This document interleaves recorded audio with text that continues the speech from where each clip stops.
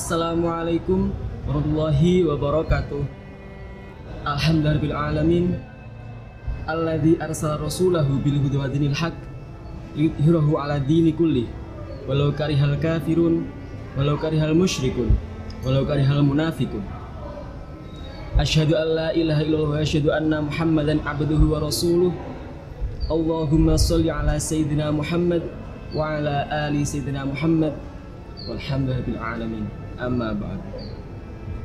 Qala Allah ta'ala fi kitabihil karim, a'udzu billahi minasyaitonir rajim. Ya ayyuhalladzina amanu kutiba 'alaikumus syiyam kama kutiba 'alal ladzina min qablikum la'allakum tattaqun. Al-ayat. Saudara-saudaraku yang dirahmati Allah, mudah-mudahan kita semua dalam keadaan sehat walafiat.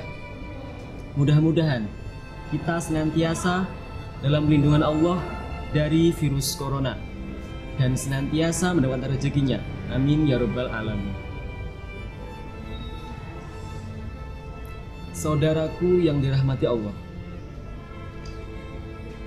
alhamdulillah kita di sini dapat belajar bersama, mendengarkan apa yang nanti akan saya sampaikan, yakni tentang orang yang wajib berpuasa dan orang yang boleh tidak berpuasa, dalam artian mendapatkan rukhsah dari Allah Subhanahu wa taala. Kita sebagai umat Islam wajib tahu siapa saja yang wajib menjalankan ibadah puasa ini.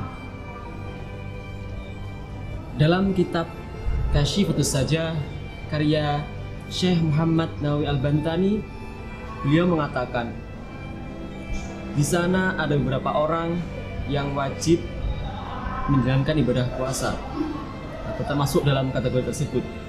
Pertama yakni orang yang sudah balik. Di sini ada 3 poin.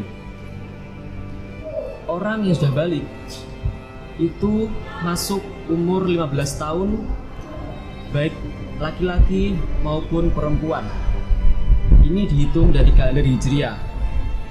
Yang kedua, keluarnya sperma baik dari laki-laki maupun perempuan, baik itu pun ditahan ataupun keluar dengan sendirinya, itu pun juga wajib menjalankan ibadah puasa.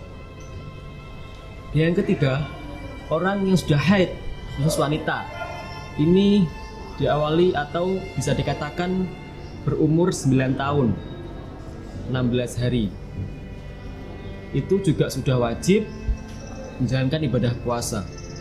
Atau pada sebelum itu dan sudah dikatakan atau sudah hamil, hitungan puasa diawali dari masa kehamilan, jadi keluarnya sperma pertama.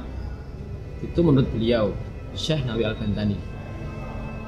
Yang kedua, orang yang berakal atau mampu membedakan mana yang benar, mana yang tidak, mana poin A, mana B, dan C. Yang ketiga atau selanjutnya yakni orang yang sehat walafiat, tidak sakit, dan orang yang mampu menjalankan ketentuan ibadah puasa. Saudaraku yang dirahmati Allah, tadi kita sudah membahas orang yang wajib menjalankan ibadah puasa, dan sekarang kita akan membahas orang yang boleh meninggalkan ibadah puasa ini, atau orang yang mendapatkan rukhsah atau keringanan dari Allah Subhanahu wa taala. Ini juga saya kutip dari kitab beliau Syekh Nawawi Al-Bantani dalam kitabnya Kasyifatus Sajah, di mana poin pertama mengatakan orang musafir atau orang bepergian. Hitungan orang musafir di sini masih dalam perdebatan ulama atau ikhtilaf bainal ulama. Yang ada mengatakan 80 km lebih orang bepergian itu sudah masuk kategori musafir. Jadi kisaran Trenggalek ke Jombang itu sudah masuk musafir atau orang yang sedang bepergian. Jadi boleh mengambil rukhsah ini. Yang kedua, orang yang sakit parah atau orang yang tidak bisa meninggalkan obat, dalam artian orang itu harus minum obat setiap hari.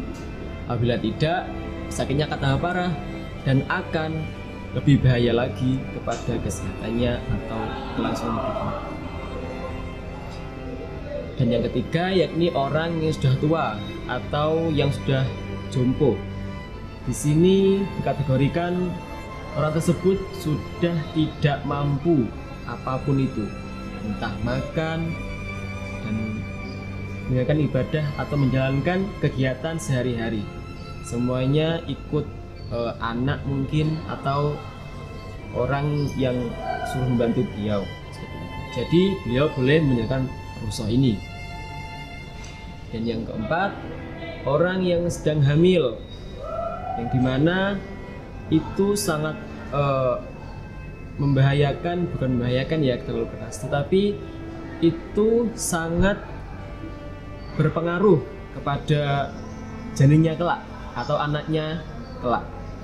Seperti nutrisinya, gizinya itu harus tercukupi dari makanan. Yang kelima, orang yang sedang kelaparan. Di sini dihitung dari orang yang berada di sebuah wilayah yang dimana di sana sudah dikatakan boleh bertayamum, jadi sangat kering, sangat gersang dan tidak ada kiriman apapun, apalagi sumber air. Jadi boleh untuk mengambil rukhsah ini. Dan yang terakhir, orang yang sedang menyusui, yang dimana itu menyusui anaknya pun atau menyusui dalam rangka mendapatkan upah, itu boleh mengambil rukhsah tersebut. Saudaraku yang dirahmati Allah, perlu kita ketahui bersama bahwa orang-orang yang mengambil rukhsah tersebut juga harus mendapatkan kewajibannya, yakni mengkodoknya, ataupun ada yang kedua membayar fidyah. Tetapi juga ada yang membayar kedua-duanya, mengkodok pun juga, membayar fidyah pun juga. Siapakah itu? Yang pertama yakni orang yang sudah tua atau yang jompo tadi. Di sana apabila beliau tidak bisa mengkodoknya sendiri dan anaknya pun atau keluarganya pun juga tidak bisa mengkodokkannya, itu boleh membayar fidyah saja. Ini pun masih sebagian ulama yang mengatakan. Jadi kita boleh melaksanakan juga boleh mengkodokkan. Yang kedua, orang atau wanita yang sedang hamil dan menyusui, di mana tergantung niat orang tersebut. Apabila niatnya itu untuk anaknya dan ibunya, itu hanya mengkodokkan saja. Tetapi kalau untuk anaknya saja, itu mengkodok dan membayar fidyah. Jadi dua-duanya harus diselesaikan. Terus berapakah nilai fidyah ini? Ini sangat berbeda-beda karena di setiap permasalahan harus ada hitungannya masing-masing, ada aturannya. Nanti akan kita bahas di pertemuan yang akan datang, insyaallah. Atau saudaraku semuanya boleh bertanya di kolom komentar, nanti akan kita bahas bersama-sama. Nah, mungkin cukup itu yang dapat kami sampaikan di sini. Apabila kurang lebihnya mohon maaf, dan semoga puasa kita tahun ini dapat diterima sebagai amal ibadah kita oleh Allah Subhanahu wa taala.